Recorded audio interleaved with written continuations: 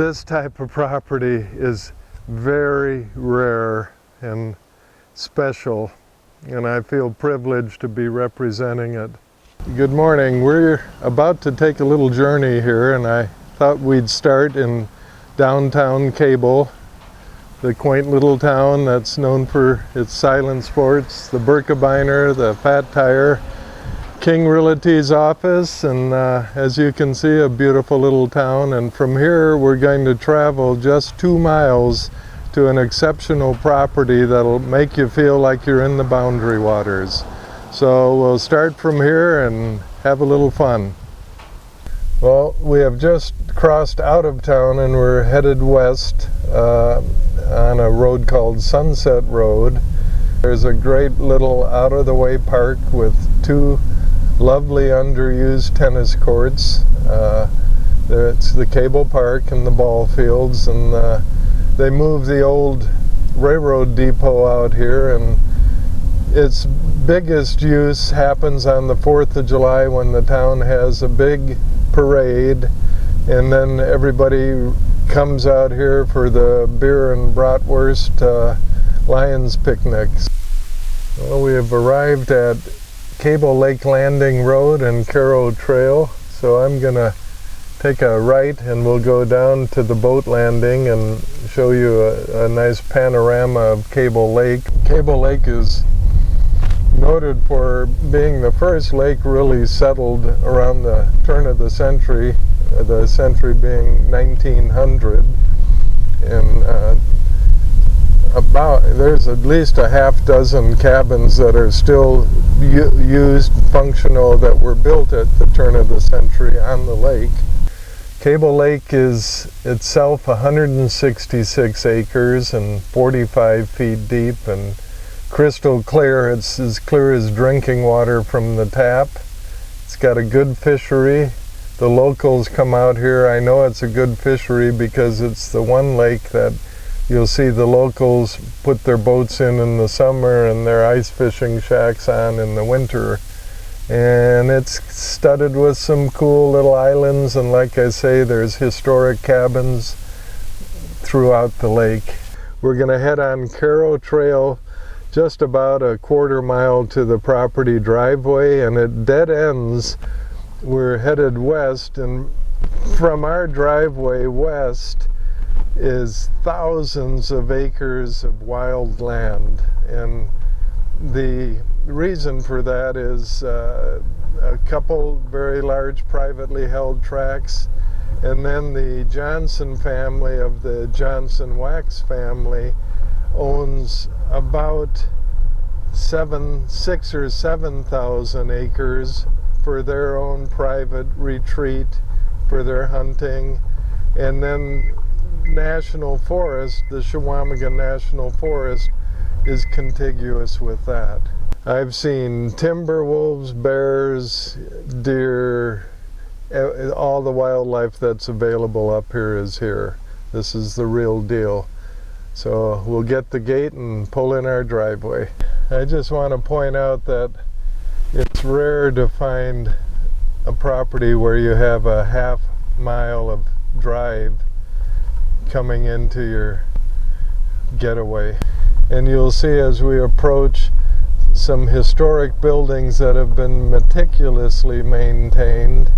This stone 4-bedroom, 2 full bath 1930s farmhouse, when I first saw it a few years ago, it reminded me of some of the old French vineyard farmhouses I saw when I was touring Europe. Okay, what we're doing is we're standing in about the middle of the cluster of the existing buildings, the old farmstead.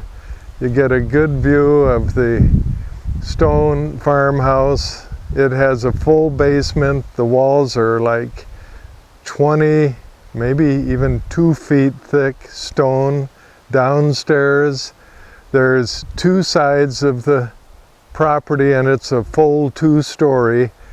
Is a wraparound porch. The floors are everything's original in there. Nothing has really been remodeled other than kitchen has somewhat. The floors are plank wood flooring.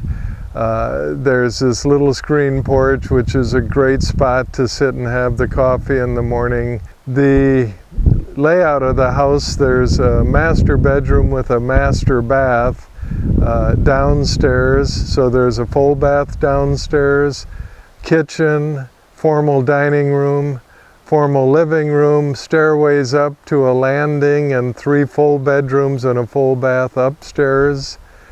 The garage was built to assimilate the stone house, and built by the top builder up here in Cable, Jim Jenkins.